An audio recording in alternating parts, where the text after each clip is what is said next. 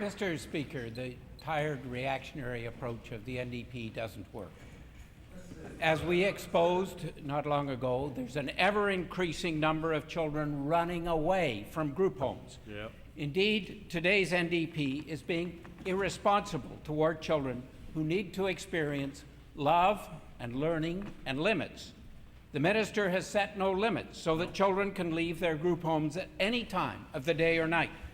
The minister is being irresponsible toward the staff who look after children but can set no limits.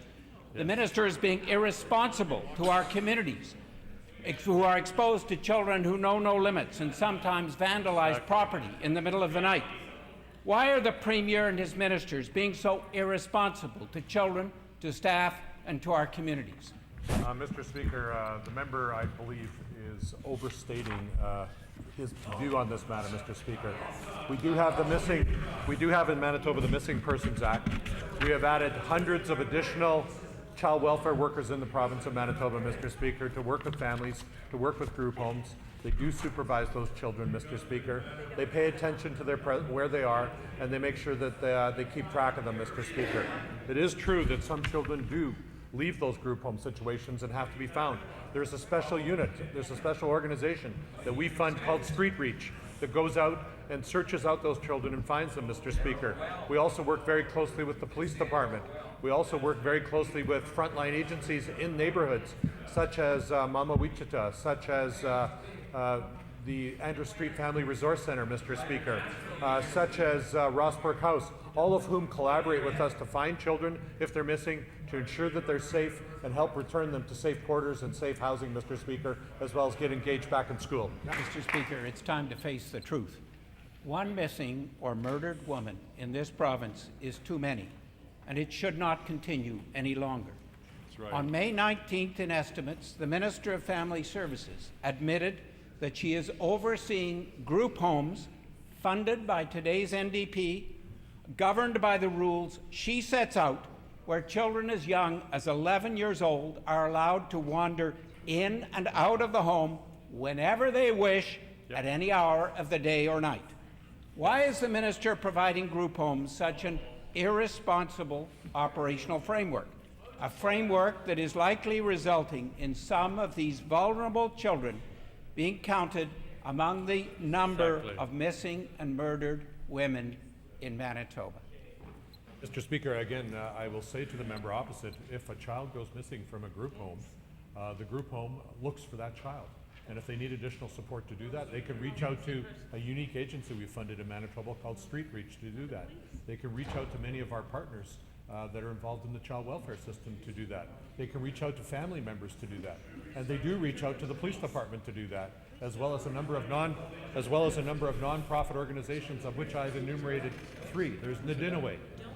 There are recreation programs and lighthouse programs that we fund.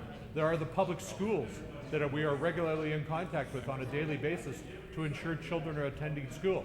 So the network of caring in the community, starting with the families and then working into the nonprofit sector, as well as the statutory agencies, all collaborate together. And they do it in an intensive way in projects like Block by Block, which is showing very dramatic results in those neighborhoods of reduced risk to children in the streets, reduced crime levels, and safer families. Those are the kinds of things we're funding that are making a real difference, Mr. Speaker. Mr. Speaker, I say it again, today's NDP's approach does not work. There are, and I quote the minister herself, children coming in the front door, it's brought by police, and leaving the back door. Yep. The minister's mandate for operating group homes is irresponsible to the children, to their families, to our communities, to group home staff, and to the police. We need to face the truth that today's NDP is running group homes in such an irresponsible way that children continue running away from the very place which is supposed to be helping them. I ask, why did the Premier promote his minister to co-deputy Premier when she's performed so poorly in her current ministerial position? Yep. Mr. Speaker, these challenging issues with children that decide to run away from the facilities they're in are ones that require us to have good relationships with all our partners in the community to find those children. It's often said it takes a village to raise a child. And in Winnipeg, And in Winnipeg, I'm pleased to say, and throughout Manitoba, and I visited friendship centers where they're doing this, they run active programs to ensure children have a safe place after school. In our Department of Children and Youth, we have a Brighter Futures program that provides places for children to be after school, to get academic supports, to get tutoring, to get a safe place to be in the evenings. We have recreation programs. The Minister of Children and Youth just announced less than a week and a half ago $1.5 million for recreation supports all throughout high-risk neighborhoods in Winnipeg. And we see the police department out there doing programs that work with youth right in the neighborhood schools. All of these things are part of the network of care, the fabric of support that we have in our communities, and we work closely with them to do that with child coalitions out of our early childhood development programs. All of these resources are at risk if the member's office would come into government and cut the $550 million. Order, please. The Honourable First Minister's time on this question has elapsed.